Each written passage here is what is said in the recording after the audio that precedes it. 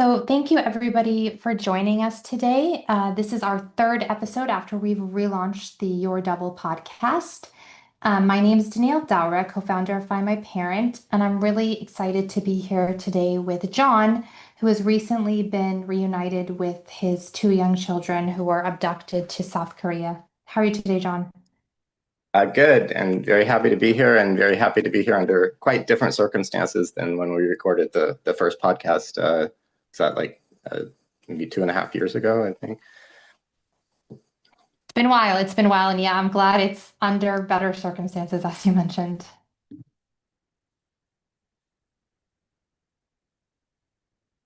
you want to tell us a bit about your story? I'm sure mo many of our listeners, some of them may have heard about your treadmill protest and your story in general, but I'm sure many will not know your story. Yeah, sure. As Danielle mentioned, my two children, my son and my daughter, were abducted from San Francisco, California, back at the end of 2019, internationally abducted to South Korea. And I was reunified with them finally a little over a year ago in April of 2024. So they've been back home with me in San Francisco for a little over a year now. So it's been quite an experience for everyone. They went through a lot of stuff that kids should never go through, and it was a really difficult struggle to get them home and to get the international laws to work the way they were supposed to.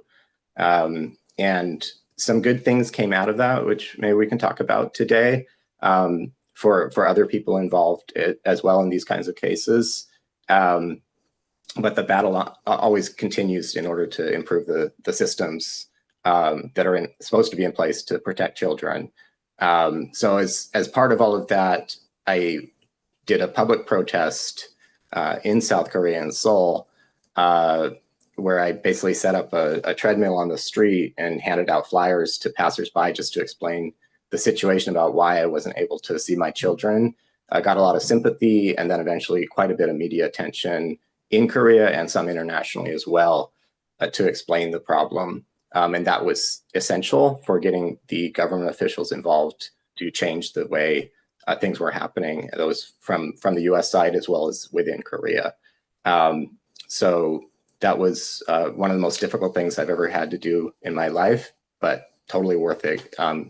Now that I can, wake up every day and play with my kids, take them to school, and argue with them over whether they which play date we're going to have when they're competing and that kind of thing. Very normal struggles now that every parent goes through, instead of the very, very strange things I had to go through before to be able to be with them. Yeah, I can imagine those little arguments are the best. John, South Korea is a Hague signatory. They are signatory to the Hague Convention, right?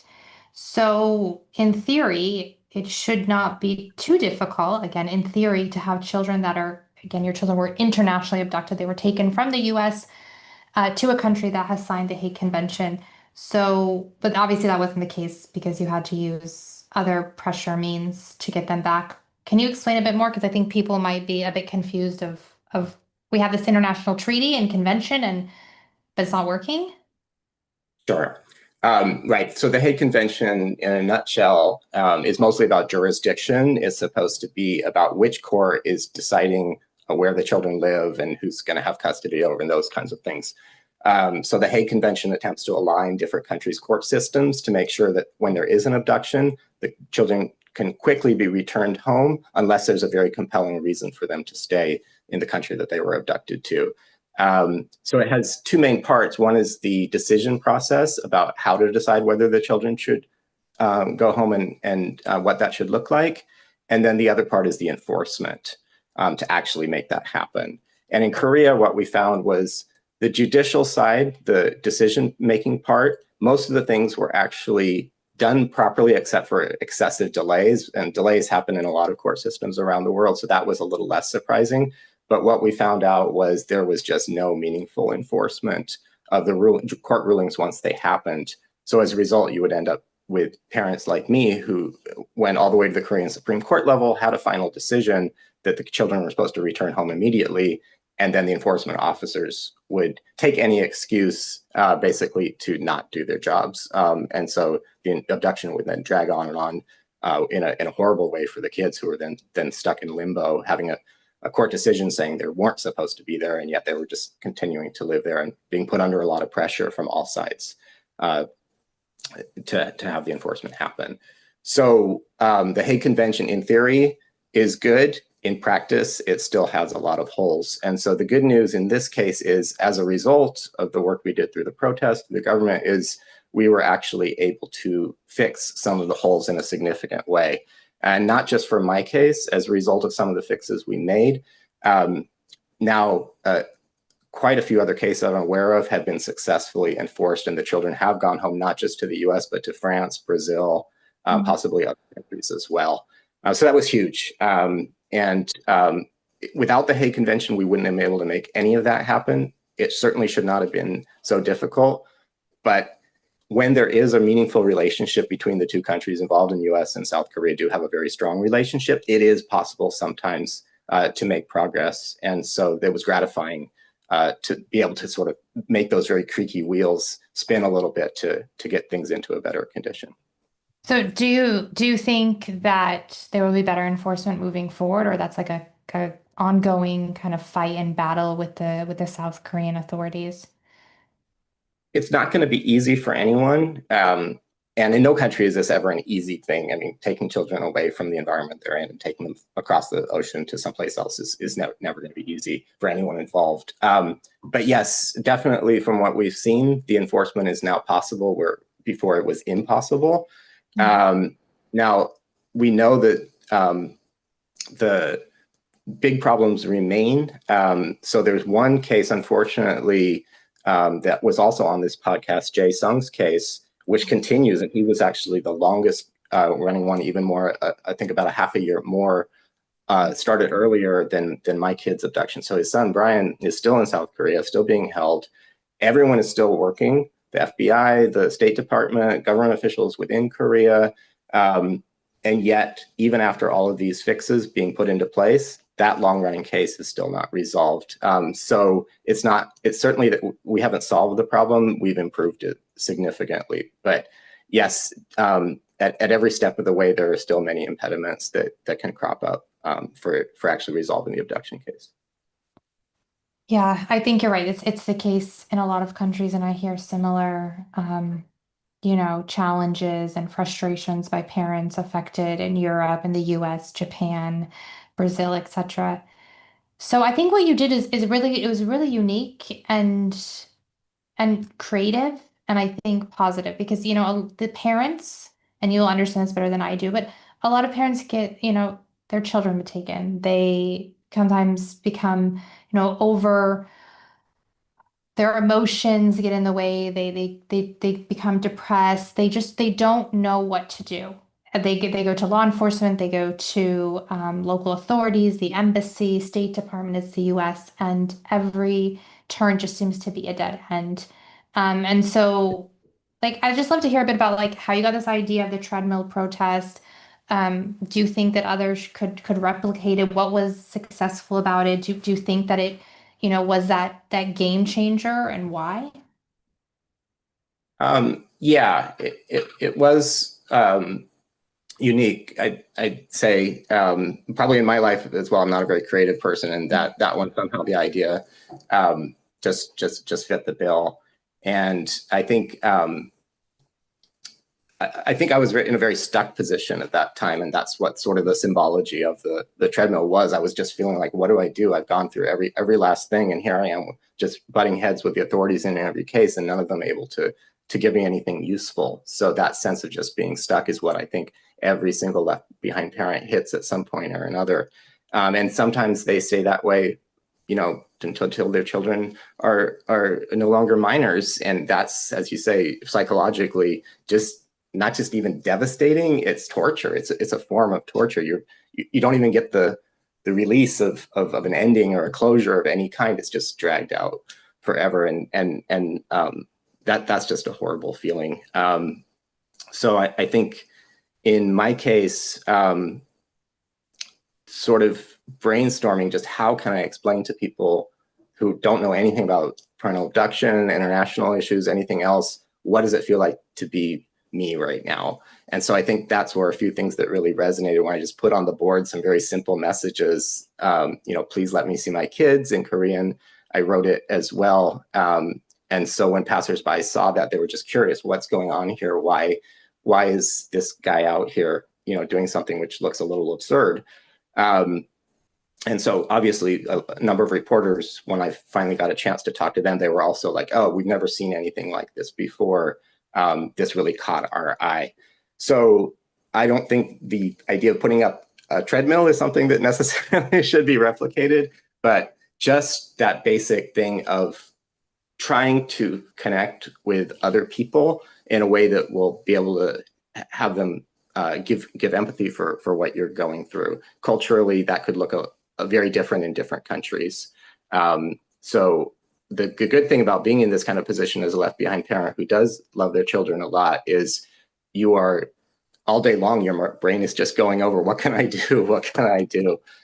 So that's maybe a way to then spur creativity. But, I think talking to other people was super important as well, both before starting the protest and then after starting the protest. So before starting the protest, brainstorming ideas, because I had seen the hunger strikes in Japan, which I find my parent is very closely related to, and was inspired by that. But again, that didn't seem like the right fit for my situation. So talking about what would be a way that was a little less extreme, that could also be sustainable, that I can do for as long as it takes. And then getting cultural feedback, language feedback, even about what to write on the signs, those kind of things. How is this going to be perceived?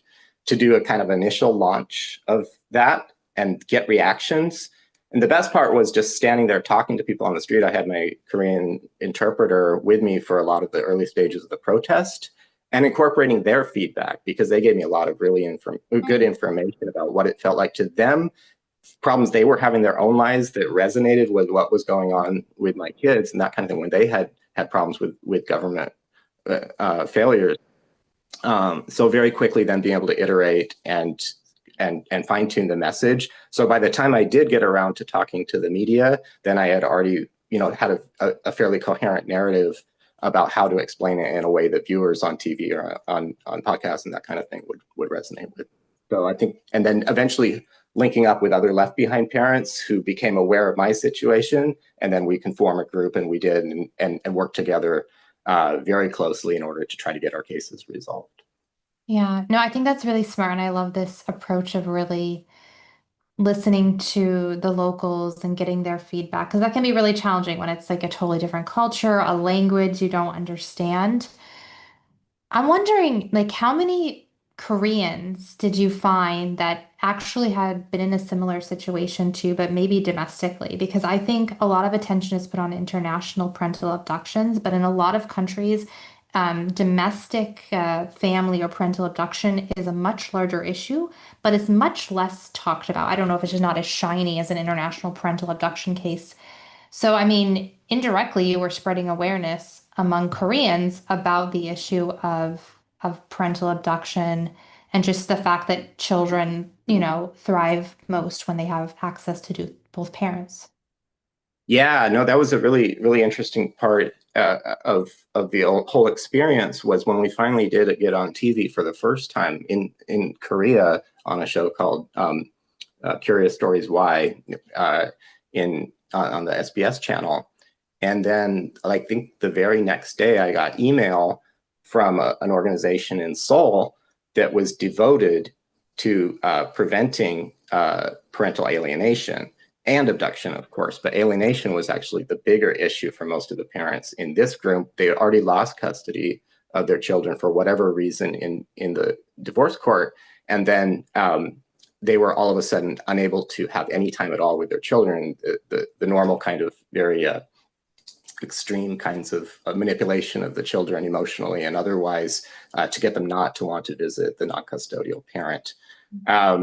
So when they saw my story and they saw the sign, "Please let me see my kids," they're like, "John, let's talk." And so I think Dr. Song Mi-gong was on one of the podcasts with Jae Sung.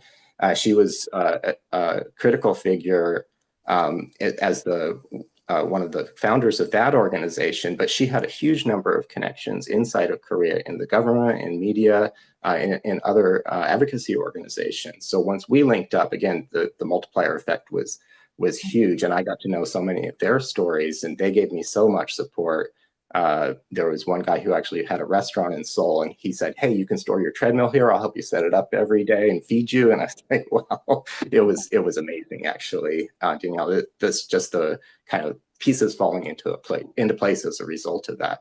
And some other really good news lately is, and this is one of the brighter sides of the Hague Convention, is that, as you say, it doesn't just have the effect of improving the international abduction situation.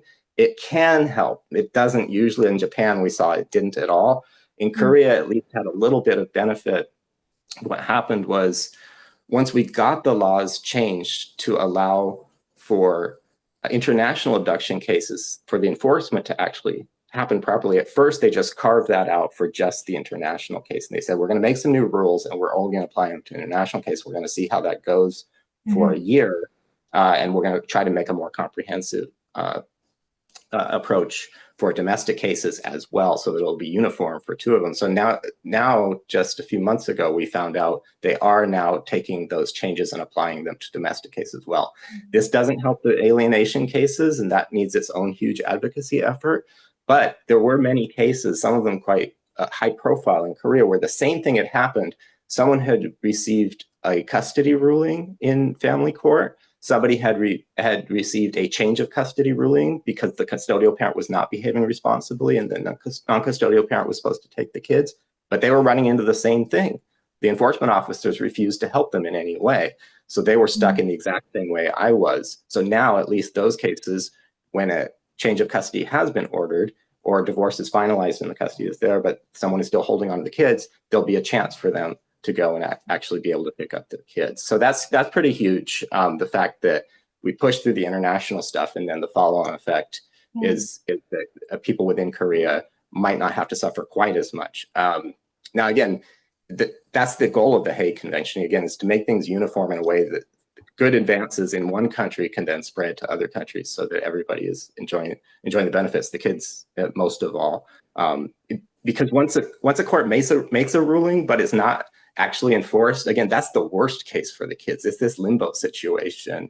And there were even judges in the Seoul family court who had been saying things like, well, we know these cases aren't getting enforced, so we shouldn't even order the change of custody in the first place, despite this terrible behavior by the custodial parent. And that's just like, why have courts? Why have laws at that point?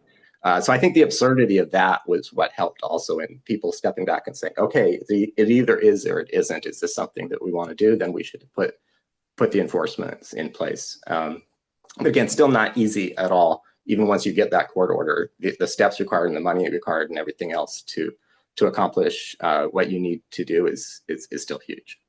And so your children were born in the US and spent their early years in the US, and then a number of years in South Korea, and then brought back to the US a year ago with you, reunited with you.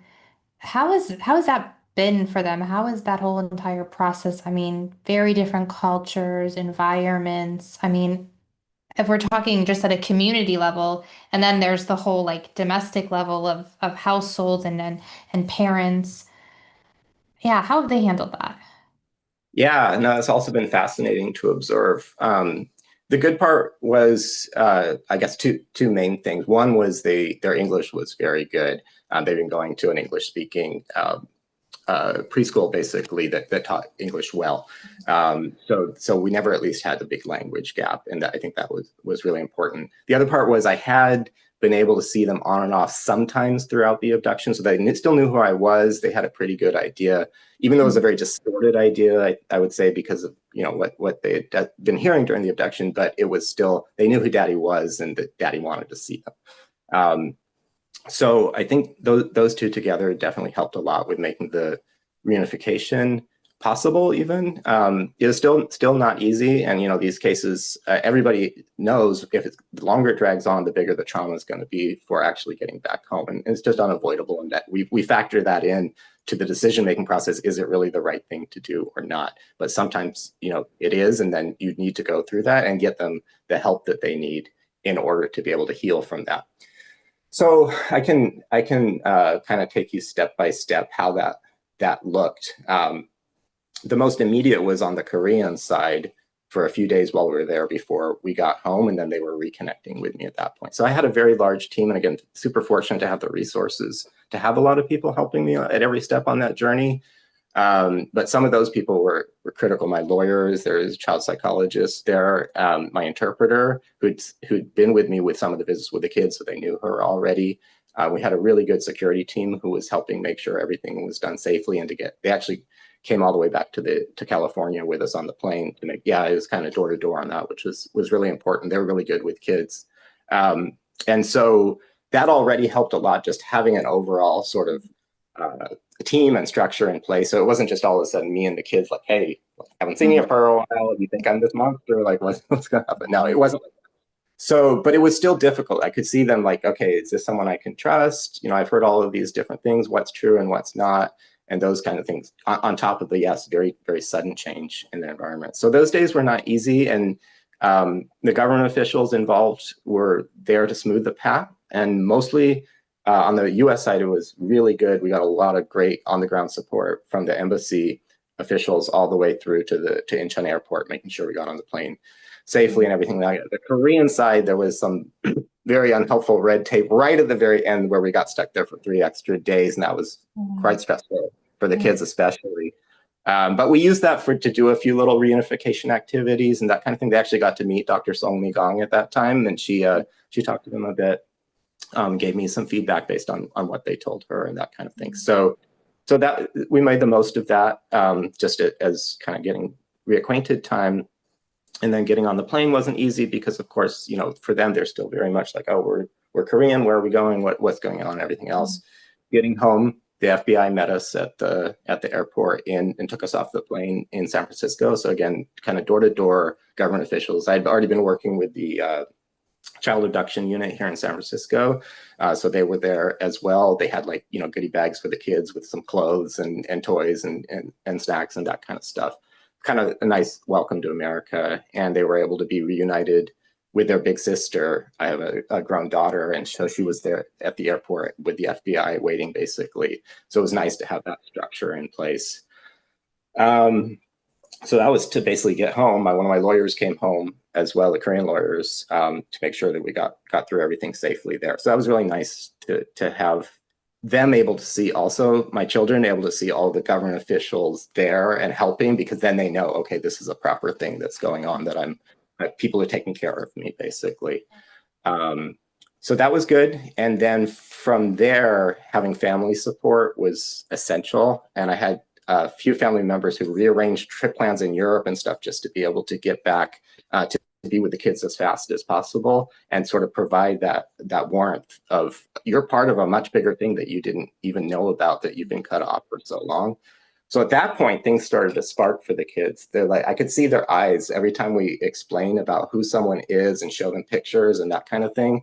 And that sort of awareness started to build up. Oh, yeah, I thought I was just a Korean person living here with this family, but actually that's my family, but I have a much bigger family all around the world, actually. So that was a really nice thing to watch. And then my granddaughter actually got married right after that, and they got to attend the wedding. So it was like perfect timing on that, the flower growing. And that was, it's very touching, just almost like a miracle in terms of the family reunification. But yeah, still culturally, language, everything, not easy. So a few of the things that I tried to put in place to help with that was their therapist. So I've been working with a child psychologist throughout the abduction, and then he was able to put me in touch with a very good Korean American child therapist here in San Francisco. So that was essential for them to feel comfortable expressing things any way they wanted, and him having the cultural understanding as well. So I think that was super key. I ended up hiring a Korean American nanny, and she helps with childcare and cooking and stuff to make dishes that they were already very familiar with. So I think that helped filling in the sort of the the touch that they might have been missing otherwise. And then she actually also happens to be a very skilled teacher, so she teaches them on a daily basis now, like Hanja, which is like the kanji for Korean, the underlying Chinese characters and these kinds of things. So keeping as much connection as we can all the way through with language and culture there. And then amazingly, also super fortunate, the school situation was actually not great, because coming in April of last year was kind of, the end of, it would have been the end of the first grade for my son, which he had just started in Korea, because the calendars are different in Asia for the start of the school year. So we wrapped that up and then did a bunch of summer camps and stuff, and which helped them with just socializing and getting reacquainted with American culture and those things. But then the super fortunate part is there is a Korean immersion program at one school in San Francisco, and it's a really good program. And so through whatever luck, there were spaces available that they could start in last fall. And so then my daughter started kindergarten and my son went into the second grade there. That was just amazing, because not just the language and culture stuff, but just making a lot of Korean American friends and seeing all kinds of variety of different families, some with 2 Korean American parents, some with 1 Korean American parent, some with neither, all kinds of different things. And I could see my kids at that point kind of, oh, here's language, here's culture, here's nationality. They start understanding those concepts, and they're very curious about a lot of this. I mean, they still don't always understand it exactly, but just having that wealth of diversity was really good for them. So very, very grateful that some things miraculously just fell into place to ease the transition. So now it's like the opposite. It's like, oh man, I have to learn words like skibbity toilet and sigma boy, and too. So it's like, so they're pretty Americanized at this point. Yeah. Yep. No, that's amazing. I really love how you're. This is something also I hold very dear for my children, is this love and respect of my children are also, they have dual nationalities, so making sure they understand, they appreciate both cultures, both languages, traditions, no matter if they're in the U.S. or here in the Middle East. So I think it's amazing that you're making sure that, they're still learning Korean and they feel very much still a part of that culture. So I think the big question that I have, and I'm sure a lot of people have, is like, okay, so then your children were reunited back with you in the US. Then what is their relationship now with mom? Because obviously we don't want a situation where now they're completely alienated from mom. We would agree that that's not the ideal situation. Children deserve both parents. So I'm just wondering, like, how do you navigate that then? Yeah. Super important, obviously, for their long-term happiness and mental health and everything else. And this podcast is your double, right? So Exactly. So yes, as I mentioned before, I've been working with a child psychologist throughout the abduction. In times when I was able to visit them in Korea, and times when I wasn't, and how to think then about looking forward, how things could look on different paths. So we'd already done a lot of work before the reunification about step-by-step what should happen to make sure the kids don't lose their connection with mom, and yet at the same time protect them from having re-traumatization and further emotional duress or anything that they might have experienced during the abduction. So I followed his advice carefully. And then because now jurisdiction over the custody was completely in California, where it was supposed to be from the beginning, the court then also stepped in, and their mom is well represented legally. So that as a result, you get the natural sort of, okay, you have both sides on this, and the judge is gonna make sure that what's done in the best interest of the children is going to be in the court order. So what we worked out was for most of last year, after they returned, they were able to exchange recorded greetings with their mom. So basically, they could make video messages for her, or they could make artwork, and I could take a picture, those kinds of things, and then I would send it to her. And we use one of the usual, our family wizard, one of the Yeah, kind of this apps. family communication apps. Yeah. Yeah, and then she could make videos for them. And there were a few guidelines that were there about what the content of those videos should focus on to help the kids with the their readjustment to the U.S. and everything else. So the court, that was all in the court order. Mm. Um, and so we did that throughout most of last year. It wasn't easy, obviously, because for the kids, it's seeing someone that they can't feel in touch, but she's Yeah. still there. They knew she was okay. She knew that they were okay, and then they could start sharing a little bit about their lives here and everything else. She could tell them about what was going on for her in Korea and that kind of thing. So that wasn't easy, but that worked as the first step. And I laid it out to the kids from the beginning. This is a step-by-step plan that a lot of professionals have been working on, so that you can have a good relationship with mom. And Mhm. as long as we put our trust in that things will get better. That it's not easy Mhm. right now, of course, but things will get better. Yeah. So then eventually we moved on to the next step, which was video calls, live video calls, and that was with a supervisor, or is with a supervisor in Korea, who sits in on those calls and makes sure that they're positive and healthy for the kids. So that's been going on since January of this year, twice a week video calls, Mhm. and so they're able to then just talk about all the stuff going on at school and their friends and play Mhm. games with her and that kind of stuff. And then the next step is supposed to be in-person visits in California, again, supervised. We're still working out the logistics for that part. But again, the kids at least know there's these steps that are happening so that we can get back to feeling a little more normal about what our family looks like and everything else. Yeah. This is really interesting. I don't think a lot of people like this information is not openly available. We talk a lot about, how abductions happen, the steps that parents take to try and get their kids back. But not a lot of stories are out there that really tell about the reunification. And then this very precise, well-planned, approach to how do we rebuild that relationship with the parent who took the children in the beginning. So it's really, really interesting to me for sure. And I'm sure a lot of our listeners will also appreciate you sharing this. Yeah, and for me, it's a lot of times, I think uh, I'm not always sure what to say when the kids ask me questions about stuff. A lot of Mm. times they're like, what happened between you and mom, and Yeah. those kinds of. And the answer from me and from her, I think also a lot of times is you'll understand better when you're older. Let's focus on what's going on in your life right now and that kind of thing. But Mm. they get asked questions at school from their friends, like, where's your mom? These Yeah. kinds of things. So I think what I've learned from the direct experience of it and having to sit with uncomfortable feelings also sometimes is what they want is normal. That's what every kid wants. They don't want to be the weird ones. They don't want to be the different ones at school and social Mm. situations and everything else. So how can it feel as normal as possible when it's not? And let's face it, it's not.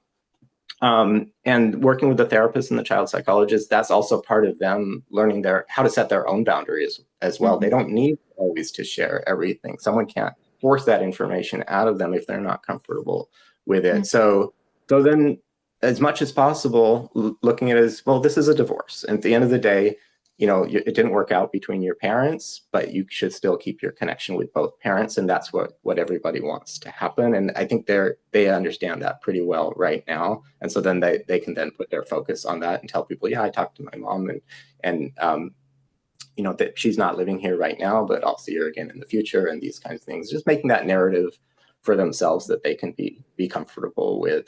Because they have been through too much, and I don't want them to be feeling more about that. So anything we can do to make things feel as normal as possible and to be as normal as possible, step by step, I think is really important for them.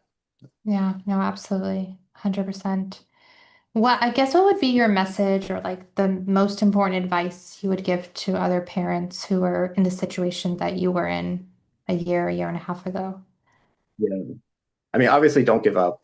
These Mhm. things, kids do come home. They don't always come home, and you have to take good care of yourself no matter what happens to be there for them in any way you can. Even if that's only through the fact that you got a newspaper article out there that they can find later and know what you really were doing or whatever it was. There's no Mm. guarantees about these, but take care of yourself and don't give up, because there are enough examples of kids that do come home. It was a coincidence. There had been another case from Turkey, and the children came home right around the time that my kids came home as well. So systems are changing if you put enough of yourself into it. I was very fortunate, but sometimes you can actually make a difference. So if you have the energy for trying to do the bigger, harder pieces, you might succeed. So there are some positive paths that you can follow. Yeah. No, I think that's great advice. Yeah, a lot of these parents, they feel very desperate and yeah, they don't feel great. They've been going at this sometimes for years and get stuck in a bad place. So I think it's really important to share stories like yours so there's some hope. And for us though to see that, when reunification does happen, there's a lot of work that has to be done before that. Like you mentioned, all this work you do, the child psychologist, the therapist, having a translator, building up those relationships, having that whole team to assist you, pre-reunification and then until today, a year after reunification are, I think, important things for parents to think about ahead of reunification. It's not what we see in Hollywood where there's just this like warm arms, running towards the parents and everything's beautiful again. Yeah, I mean, I think last time we talked a little bit about the frame I had tried to use through the abduction was sort of the positive one was sort of as an adventure story. You go kind of off on a quest to Yeah. what in this case to find the missing treasure. But yes, same in when the book doesn't end at the point where they come home from that quest. Then Yeah. there's the reality waiting. And so another really important piece of advice is, think a lot about two things when you say things or do things or associate with people or that kind of stuff. Number one, most important is how is this going to look to my kids later? Again, no matter how things go about whether you're reunited in the way you want or not, because a lot of the stuff that goes public is going to be out there for them to find. And then number two is how is this going to possibly show up in court later? Because these cases also, again, they continue on no matter what. So just try to be as responsible as you can, because that can come back to make the reunification a little bit weaker if you were doing things that weren't helpful. So I've tried on that one. I'm sure who knows what Things up through. yeah, yeah. No, that's great. That's great advice. You're right. Yeah, absolutely. Create that public picture that you're comfortable with, that you think your children would be proud of, happy with. And of course the courts would also be okay with. Yeah. Absolutely. So, I mean, looking forward in South Korea, do you think that there are any like key changes, reforms that need to be made? What kind of hope is left for other parents like Jay who are still there fighting to get their kids back? Yeah. I mean, I I think the other big missing pieces we saw besides the actual like enforcement mechanisms themselves, which have improved, they're still not great, but they're at least there now, is basically the lack of integration of the different systems and this sort of like, oh, it's not my problem attitude, which again, I think is global, but we saw that in so many ways in South Korea, where the police would be like, well, this isn't our job because this isn't a criminal case, so don't talk to us. Even for missing person, basically reporting the child missing when they were unable to be found. And then they're like, oh, we talked to mom and the kids are okay. That's all we're ever going to do about this. When the Yeah. Hague Convention says, no, you're supposed to be locating the kids, that is a police function at that point. So those kind of things just put it out. And then on the flip side, so they would say, well, you just gotta find them yourself and then go get the enforcement officer to do the job of civil enforcement. Then you go to the civil enforcement officer and like, well, we don't know who they are. Well, okay, well, how about the police? No, the police aren't going to help us. So Jay's run into that kind of stuff over and over, and he fills me in because we talk a Mm. lot, and it's just maddening when you see the sort of slovenliness of it. Of okay, Mm. I'm just going to get my papers and move it on Yeah. to the next government official instead of actually having a heart and trying to do something at this point. So I would say that's endemic to the system. There are a lot of, and like I said, when I was on the treadmill, people would tell me these cases. They're like, this is what happened. Like there was one case, the woman was like, yeah, I had the divorce. The judge said the car was supposed to go to me. I don't know where the car is. I tried to find the car. The police will help me. It's a civil matter, blah, blah, blah. And she's like, now I understand why you're out here. Mhm. Yeah. But again, that's governments everywhere. So, but yeah, I think having the country take it seriously, which I think they have. I mean, we wouldn't have gotten to this point Mm. without them taking it seriously is the first step, and then over time, continuing to iron out all of the gaps as each case comes through, and continuing to make a real system. Whereas right now it's still pretty janky. So I can say the State Department puts out its annual report Yeah. for April, May, and so this year, despite the fact that my kids came home and some other U.S. children came home, Korea was still listed as a non-compliant state because of Jay's case, because of one other case that was still pending that did just come home, Mike Fallon from Boston. So that was pretty huge. But when they compiled the statistics, they were still not where they need to be. So the State Department does do a good job, at least, of compiling those statistics. There's a lot of criticism of the exact way that they do it, but at least it Yeah. gives some visibility into it. On the whole, is this country doing anything that they need to Yeah. do And or not? So accountability. essentially, it's still not on that list, and so they know they still have work to do. So that's the good part of the Hague system and the State Department approach to it. We know that there's many not great parts to it, but yeah. And how was the U.S. government throughout this process for you?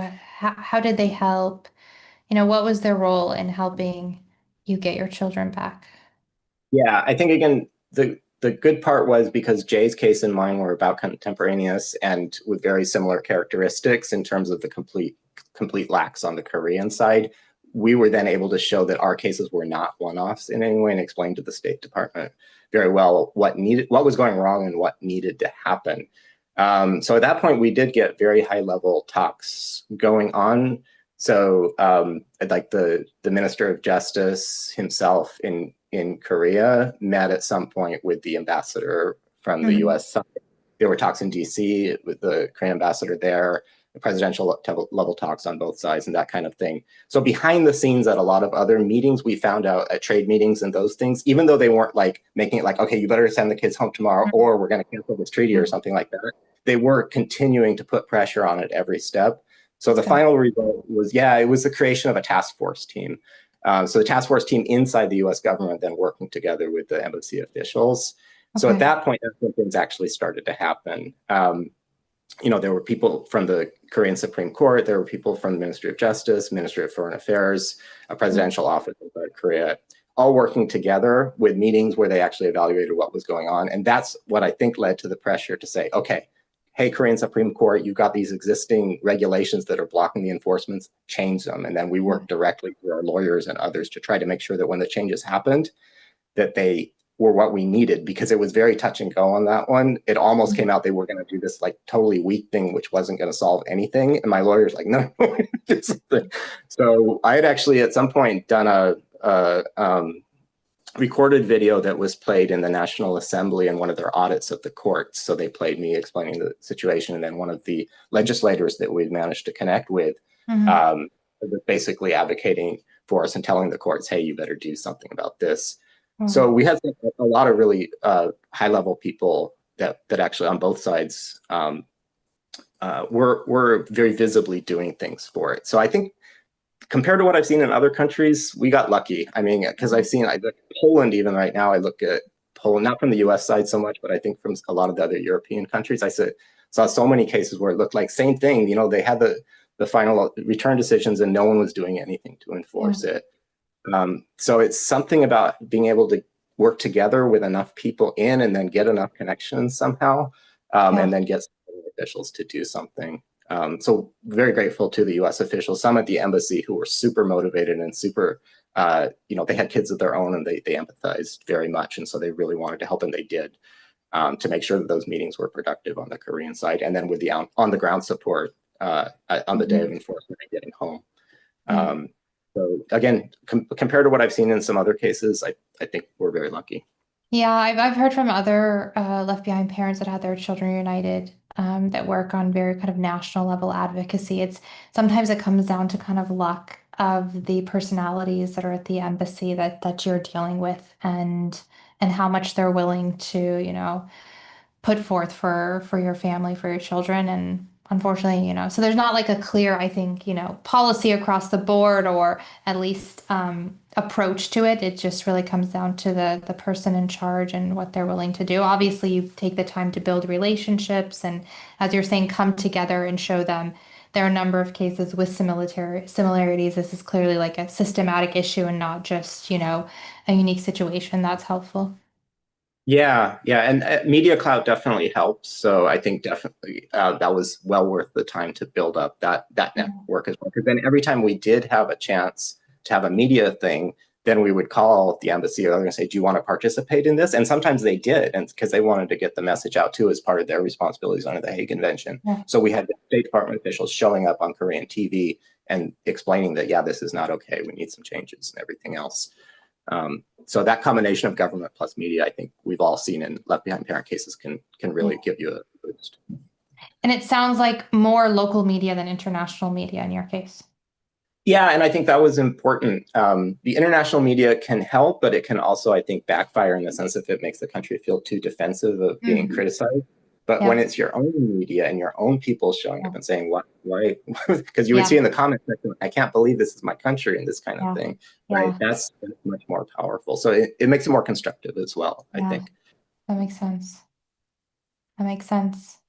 Well, this has been very, very great, and yeah, I've learned a lot from you sharing your story, John, and just how the children have, reintegrated back into your family, into American society, and I think a lot of the listeners will really appreciate, hearing your story and getting a little bit of hope for their cases. Is there anything else you wanted to talk about today?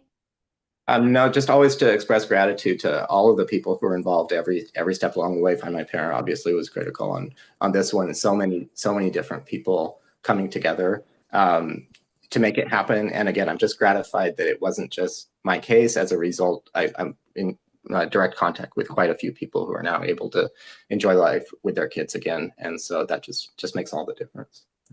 Yeah, that's amazing. There's a lot of people that are working at really every level, grassroots, state, regional, international levels. And they're all making a little bit of change every day, but that all comes together and changes, the future for children who need to be growing in an environment that's safe and loving and where they have both, not just both parents, but both families, both cultures, that whole support system, the cousins, the grandparents, the aunts, uncles, all of that. So yeah, everybody's doing their part, and sometimes it can feel like, it's just like the tip of the iceberg, so much left to do, but keep just going at it. Yep. Well, thank you, All right. John, for sharing your story. I just want to remind our listeners that we're going to be publishing this podcast every week, hosting a mix of parents, children who have experienced not just parental abduction, but any family separation, as well as experts like legal professionals, therapists who can talk a bit more about the scientific side of things or the legal side of things. And if anybody has any recommendations for people we should interview, people you'd like to hear on the podcast, you can reach out to us at communications@findmyparent.org. Thanks again, John. Wishing you and the kids a good summer. Hope it's a fun summer full of camps and activities. Very well, be. Give your kids